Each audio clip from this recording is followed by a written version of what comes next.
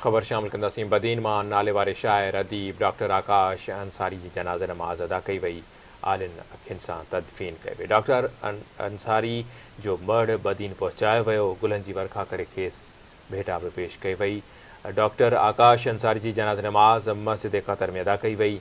शाइरनि अदीबनि ऐं मिटनि माइटनि तोड़े शहरनि वॾे अंग में शिरकत कई। सूबाई वज़ीर सरदार शाह, चूंडियल नुमाइंदनि, सियासी समाजी शख़्सियतुनि ऐं शहरनि शिरकत कई। डॉक्टर आकाश अंसारी जो मढ़ दरगाह शेख उमर जे क़ब्रस्तान में आलिन अखियुनि सां मिटीअ मां हवाले कयो वियो। अव्हांखे आगाह कंदासीं। बदीन मां नाले वारे शाइर अदीब डॉक्टर आकाश अंसारी जी जनाज़े नमाज़ अदा करण खां पोइ खेसि आलिन अखियुनि सां मिटीअ मां हवाले कयो वियो। डॉक्टर आकाश अंसारी जो मढ़ बदीन पहुचायो वियो। गुलनि जी वर्खा करे खेसि भरपूर भेटा पेश कई वई।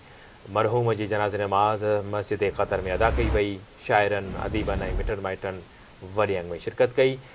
डॉक्टर आकाश अंसारी जी जनाज़े नमाज़ में सूबाई वज़ीर सरदार शाह, चूंडियल नुमाइंदनि, सियासी समाजी शख़्सियतुनि ऐं शहरनि पिणु शिरकत कई। मरहूम डॉक्टर आकाश अंसारी जो मढ़ दरगाह शेख उमर जे क़ब्रस्तान में आलिन अखियुनि सां मिटीअ मां हवाले कयो वियो।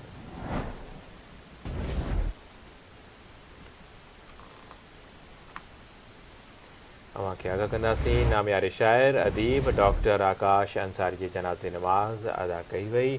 खेसि आलिन अखियुनि सां मिटीअ मां हवाले कयो वियो।